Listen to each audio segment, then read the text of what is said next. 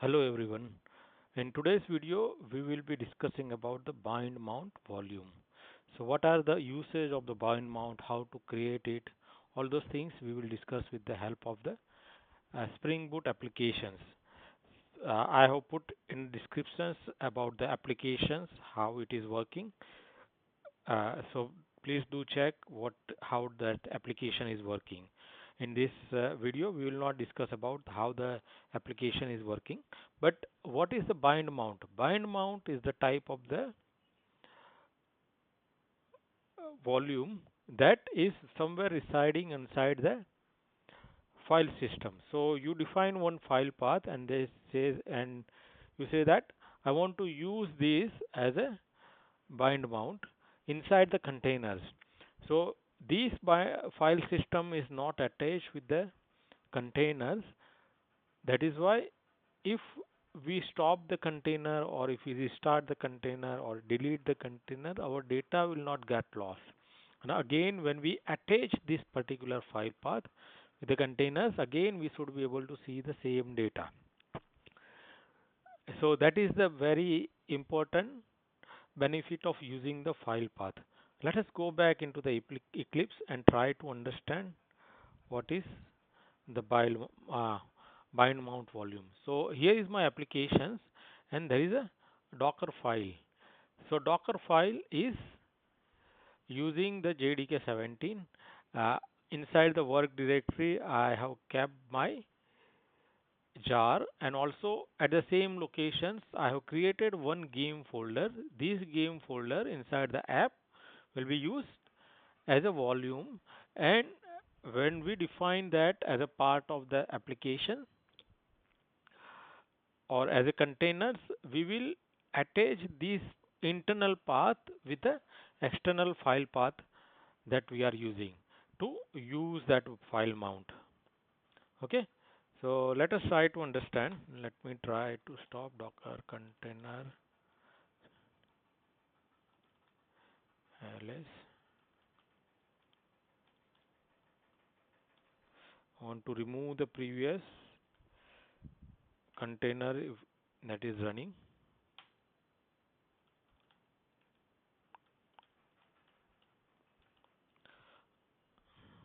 Okay, so there is no container running for now. Now let us try to run this application with the external file path. So with the imperative approach, what we can do is docker run -d. I want to stop the container, remove the container from the list of the containers. So I will say minus rm. I will give some name and I will also attach the environment variable, and that is this particular path. So that environment variable I will be attaching here so that it will pick up the data, it will pick up that internal path the specified that is specified. Okay, so that is attached. Now I will attach the volumes. So I want to define one file path as a Docker volume, and I am using this particular file path for defining my volume. So if you look at it, there is nothing inside this. So I will use this to define as a my volume. So this particular command has three part. One is the left side, that is the external path of the file system. Then there is a column. Then there is an internal path that we have used, and that internal path is this. So I will use that here, and also we can define some permission. So I want to use that as a read write. So other the permission is read only, but we want to insert some data, so I'll use read write. And also the image that I will be using, so my image is cup of Java Tech and volume read write, and that is my image, so that I have attached. Also at the same times I also want to add the port as well. So I will say 8081. This is the external port, and internal port is also say at the same uh, 8081. So this is my command hole to start the container, and if I run, my container get started.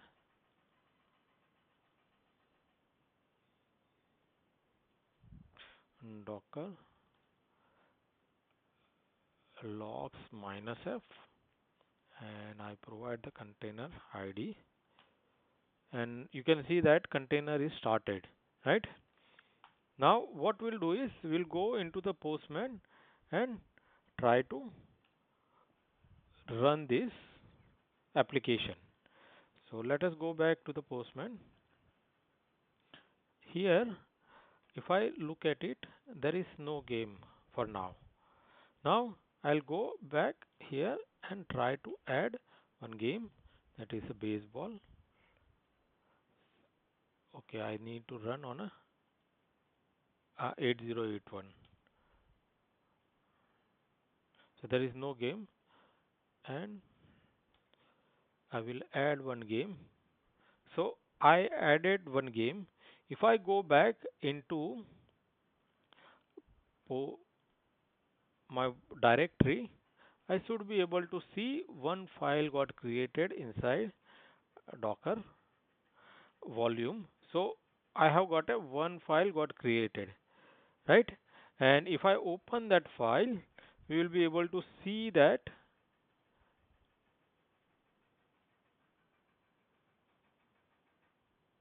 So this data got added, right? Same way, if I open that container into imperative mode, I should be able to docker ps docker con, docker exec my it, and then I will go inside the container and I should be able to see that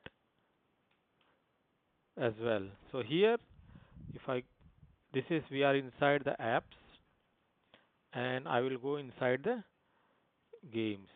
I should be able to see one txt file as well, right? This is a internal path. These attach with the external path of a Docker volumes. So from here the data will be taken and will go right over there. If I remove that, uh, it should get removed from here as well. So here also it got removed, right?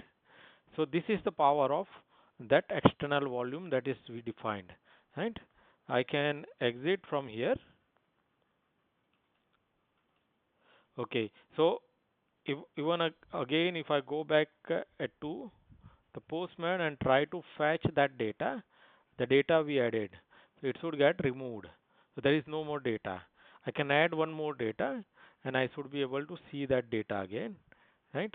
And if I go back into that particular file, I should be able to see that data one more time again, right? Now what we will do is we already have started one container. Now let me try to start another container on some other port. So same thing, docker run -rm name of the container, then file path that I have provided. I have provided the internal path and the volume I defined. Here I have defined the external path, internal path, and read write. I am running this container on 8082, and I will spin up these containers. So if you look at this, there are two containers running. One is running on 8082 and one is running on the 8081. And now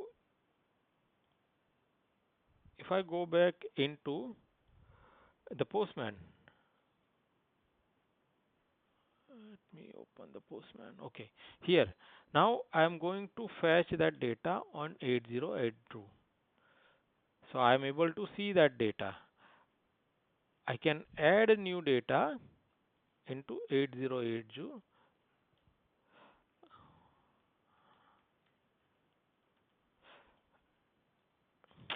So I got two data, right? I can see that data on 8082 port, but I should also be able to see some same data on 8081 as well. And if I go back into my file, I should be able to see two data. So now we have externalized the volume that we created, and this is how we can use the volumes. In the next video, we will use the same things with the help of Docker Compose file. So please stay tuned and try to watch that video as well. Thank you very much.